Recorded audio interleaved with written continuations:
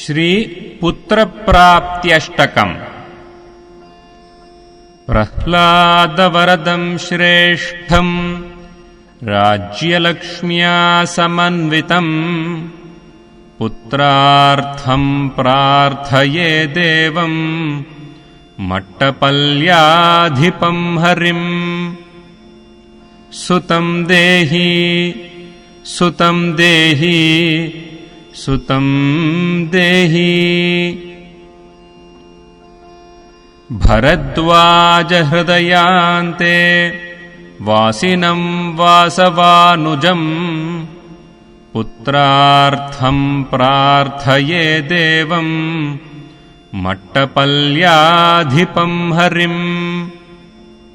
सुतं देहि सुतं देहि सुतं देहि।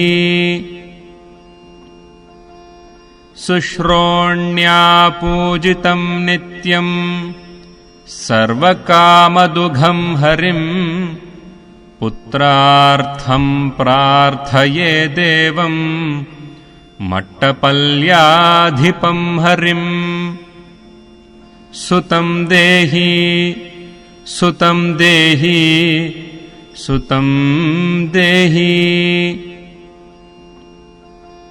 महायज्ञस्वरूपं तं गुहायां नित्यवासिनं पुत्रार्थं प्रार्थये देवं मट्टपल्याधिपं हरिं।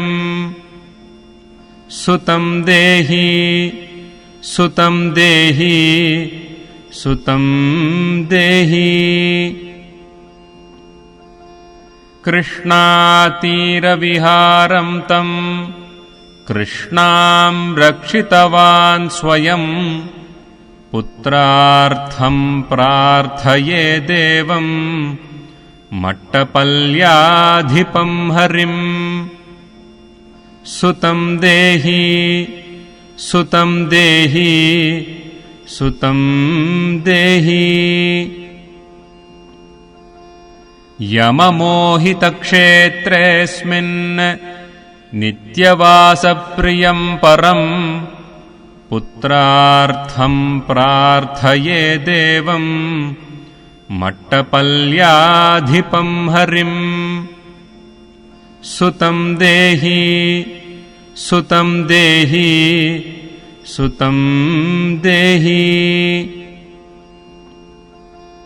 चक्रिणापूजितं सम्यक् चक्रिणं सर्वतोमुखं पुत्रार्थं प्रार्थये देवं मट्टपल्याधिपं हरिं।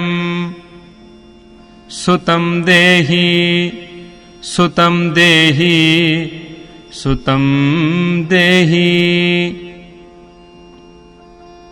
योगानन्दं नित्यानन्दं निगमागमसेवितं पुत्रार्थं प्रार्थये देवं मट्टपल्याधिपं हरिं।